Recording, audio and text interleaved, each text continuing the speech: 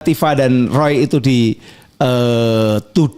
mengubah-ubah informasi elektronik milik Pak Jokowi, maka yang harus ditunjukkan informasi elektroniknya, alat buktinya juga milik Pak Jokowi. Milik Pak Jokowi. Milik Pak Jokowi. Dan itu harus informasi elektronik. Dan itu harus informasi elektronik. Dan itu harus berubah. Dalam konteks ini bukan yang namanya ijazah analog. Bukan. Terjadi ini berarti apa? Polisi benar-benar hanya menjadi instrumen.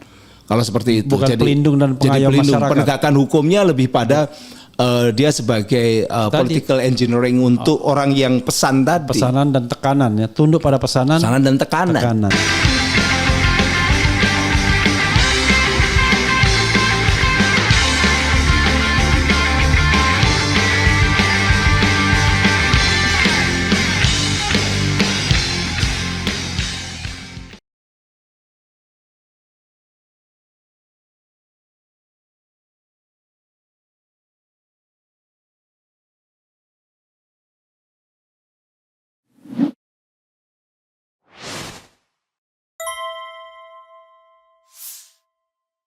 Ini judul dari Prof Henry, nggak masuk akal P21 polisi dalam tekanan dan pesanan ya.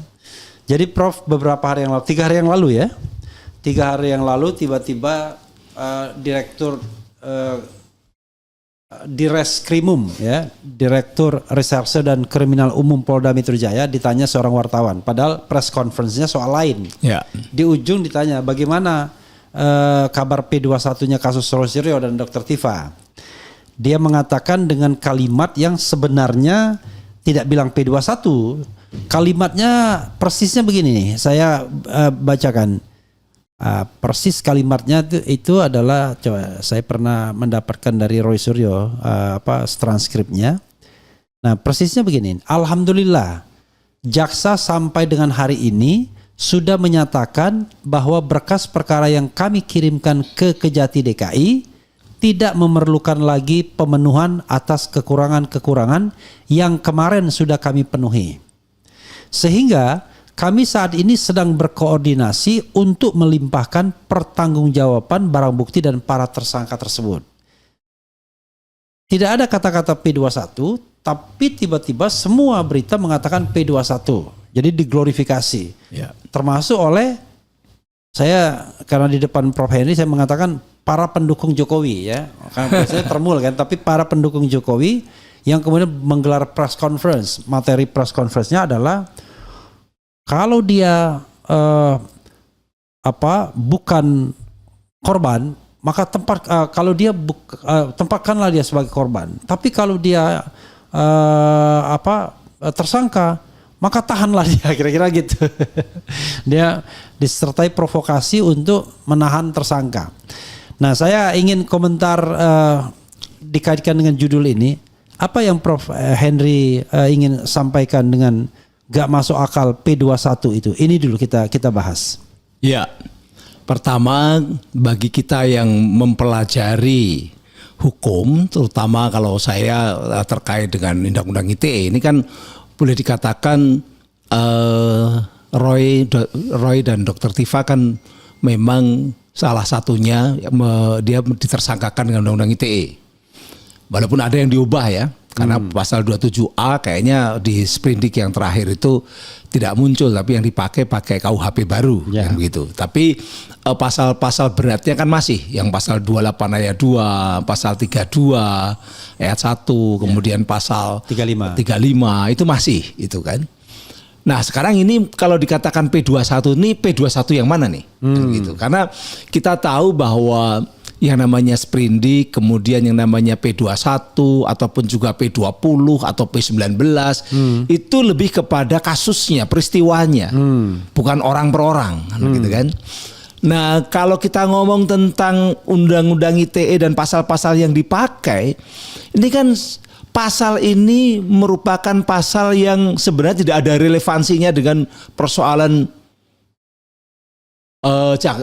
ijazah palsu atau tidak. Oke. Padahal ini kan problematikanya adalah persoalan ijazah. Oke. Identitas Pak Jokowi ini benar atau tidak. Kalau dia memang benar, tidak palsu, maka Roy dan Tifa atau yang lain-lain itu bisa dikenakan pencemaran nama baik. Karena awalnya kan itu, ya kan, pencemaran nama baik karena apa?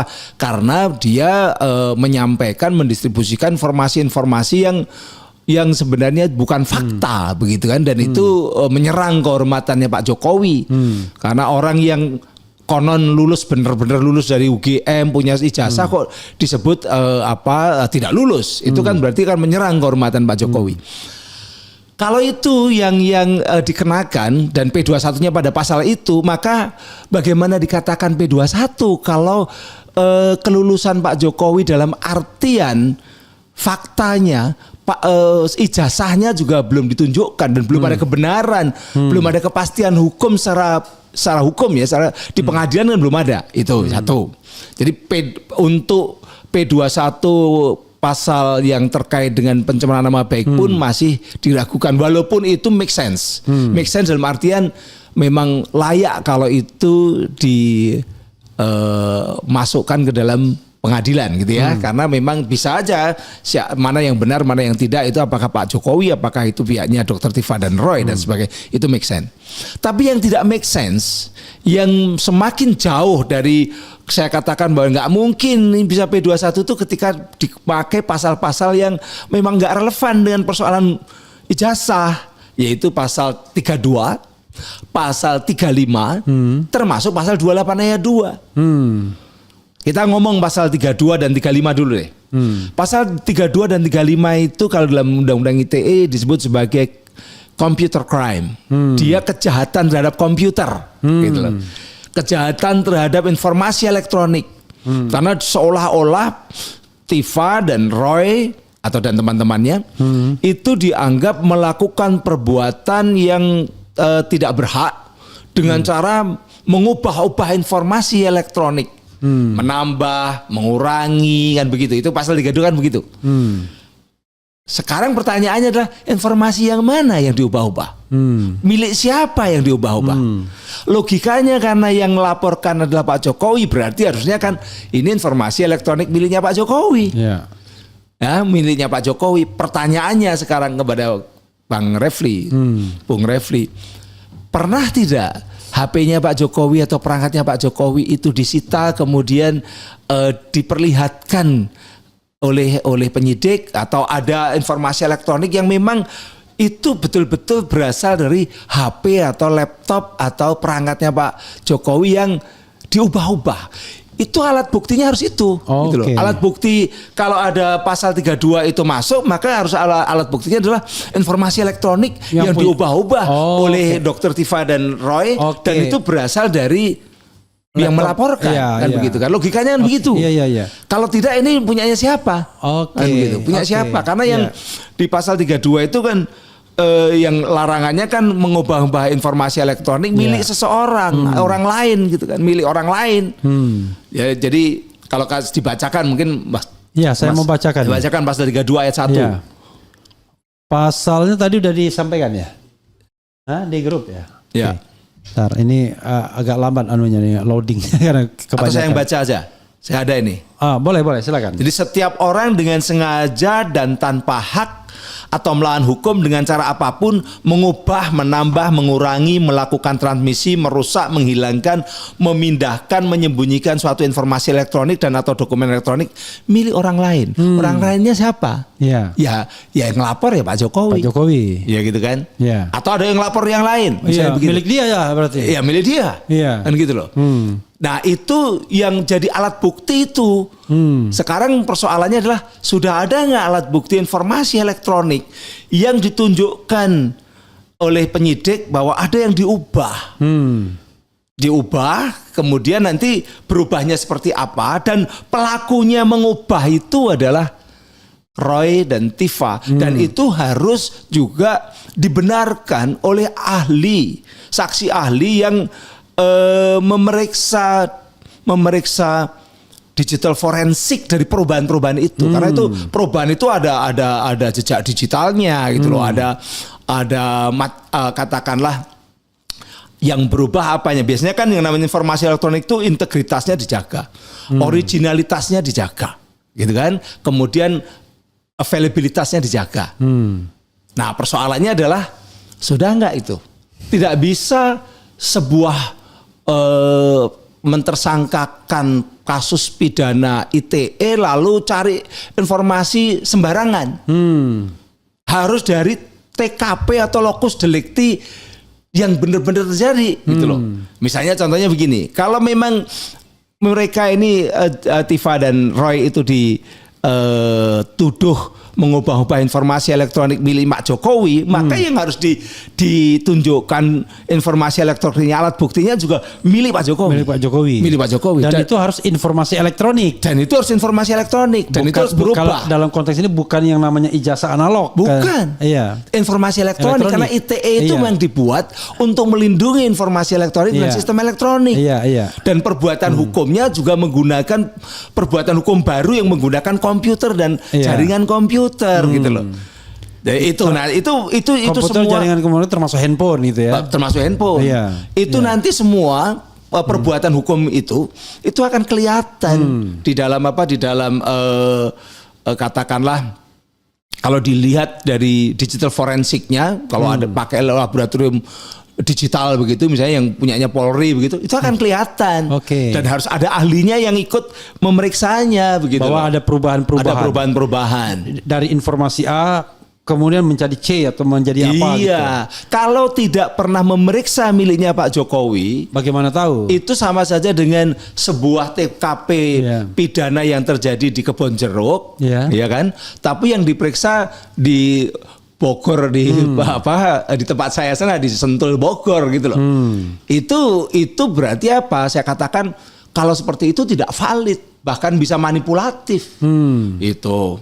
Karena apa? Karena memang ya ini kekarakteristikan dari informasi elektronik itu kan, kalau istilahnya Mas Refli kan easily modified, mudah sekali dimodifikasi. Iya. Easily duplicated. Informasi elektronik itu mudah sekali diduplikasi. Dan easily manipulated, dan mudah sekali dimanipulasi. Makanya ya harus yang asli. Iya. Kalau dia udah berubah dari originalitasnya, berubah dari integritasnya, kesatuannya udah dipotong-potong misalnya begitu. Berarti kan itu sudah tadi, karena bisa orang lain yang merubah. Disitulah makanya yang harus diteliti adalah informasi elektronik milik orang lain yang berkaitan tadi, TKP-nya. Kalau bukan itu berarti tadi sama aja dengan pembunuhan di Kebonjeruk yang diteliti di Bogor. Iya. Itu nggak nyambung itu. Ini menarik, Prof. Ini jarang terungkap di publik ya. Mungkin karena saya lalai juga. Ya itu karena gini. Kita tahu ya, kalau namanya ada kejahatan pidana kan selalu TKP itu disterilkan, kasih polis lain. Polisinya nggak sembarangan yang bisa masuk di situ. Kalaupun mau memindahkan alat, memindahkan barang-barang di situ pun pakai sarung tangan supaya sidik jari tidak berubah. Betapa alat bukti itu penting sekali dan harus original, gitu kan di situ. Begitu pula di dunia ITE sama. Source-nya harus jelas itu. Source-nya harus jelas. Kalau memang yang lapor adalah Pak Jokowi, maka source-nya yang diubah-ubah itu miliknya Pak Jokowi. Maka informasi elektronik yang mana? Dian Sandi. Bukan miliknya. Kalau yang lapor Dian Sandi dan itu bisa saja milik Dian Sandi boleh. Tapi kemudian diteliti juga punya Dian Sandi. Tapi itu informasi elektroniknya Dian Sandi itu bukan. Kan gitu kan? Bisa jadi dia coba kalau dia hanya ngupload itu bukan berarti dia punya informasi elektronik milik dia. Saya juga bisa ngupload apa saja begitu loh. Maka informasi elektronik yang dimiliki itu adalah properti dia yang kemudian integritasnya, kemudian originalitasnya, availabilitasnya itu dijaga oleh undang-undang, nggak boleh diintervensi orang, diubah-ubah orang. Mas, misalnya kemarin saya contohkan Tifa sedang bikin doktor, sedang mau maju doktor. Iya. Maka dia punya informasi elektronik namanya disertasi. Iya. Disertasi dia itu properti dia. Tidak boleh ada orang tiba-tiba masuk ke nyolong, ngerubah, ngambil, atau kemudian mengaku bahwa ini milik dia. Atau diubah diedit lalu kemudian dia. Nah itu kalau seperti itu, kemudian ada bukti elektronik perangkatnya Bu Tifa diteliti.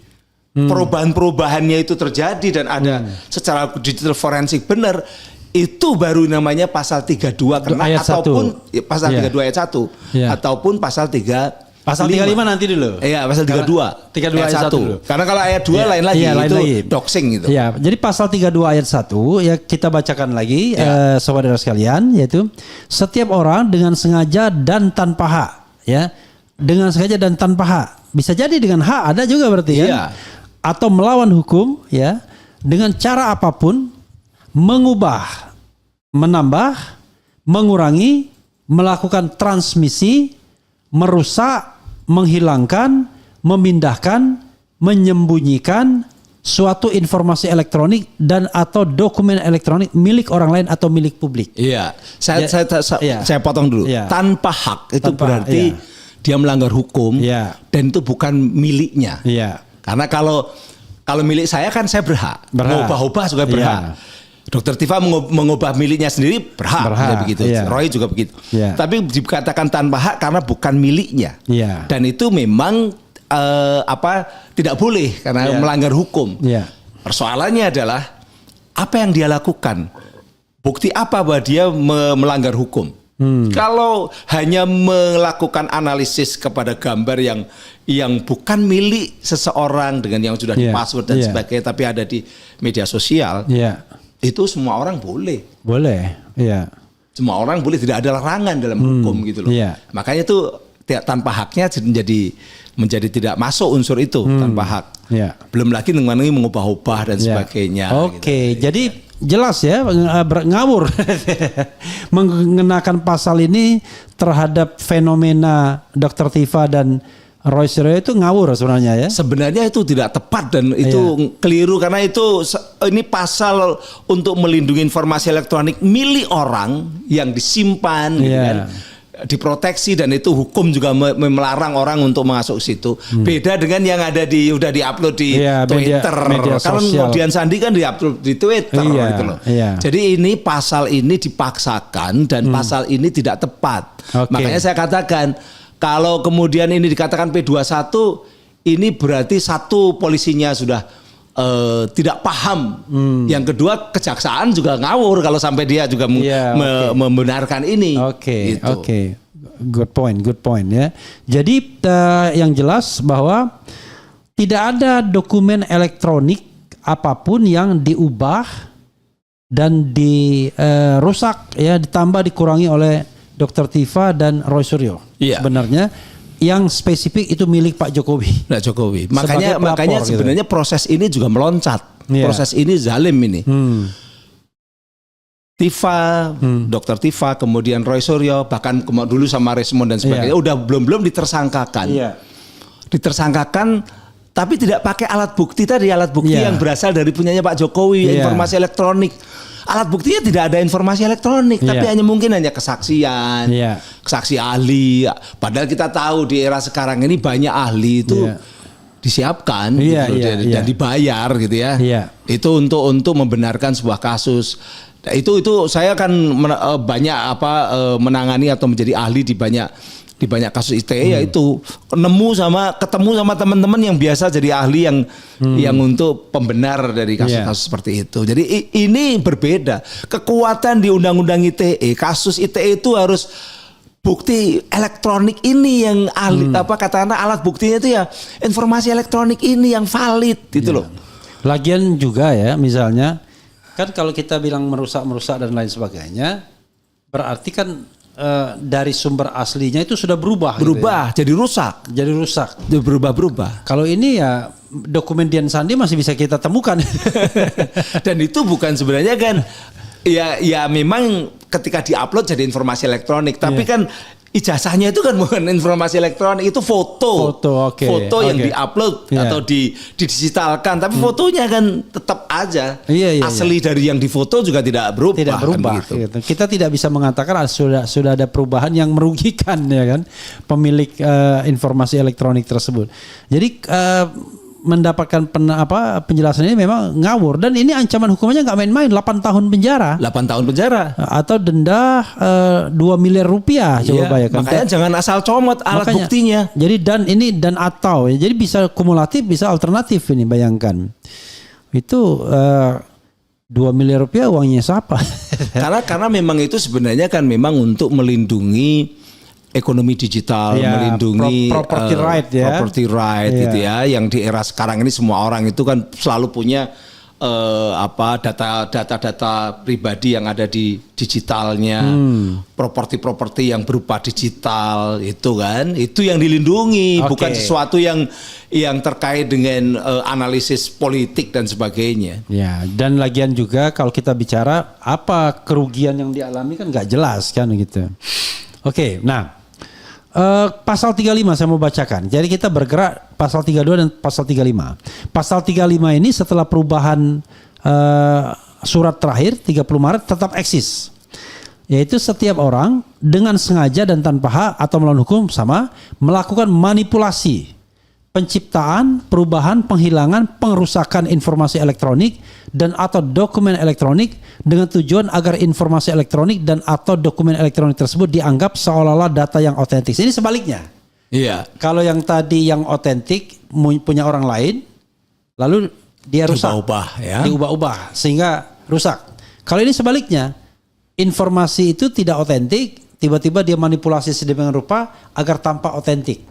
Atau dimanipulasi atau diubah-ubah, setelah diubah-ubah dan dimanipulasi itu seolah-olah otentik gitu loh. Seolah-olah otentik dan itu tentu saja otentik itu menguntungkan orang yang mengubah-ubah itu. Untuk nipu lah kira-kira gitu. Karena memang pasal ini sebenarnya dipakai untuk tadi pelaku-pelaku hacker yang memanipulasi password orang, dia bisa password orang seolah-olah passwordnya ini asli, untuk lalu untuk nipu, membobol begitu. Gitu. Nah itu yang ditipu pun tidak selalu orang, teknologi pun bisa ditipu. Jadi pasal 35 ini bisa dipakai untuk memanipulasi yang korbannya itu sistem teknologi, tidak hanya manusia gitu. Tapi nggak nyambung dengan apa yang terjadi dengan kasusnya Tifa. Lagi-lagi kalau ditanya alat buktinya yang mana? Adakah informasi elektronik yang dimanipulasi itu yang mana? Miliknya siapa?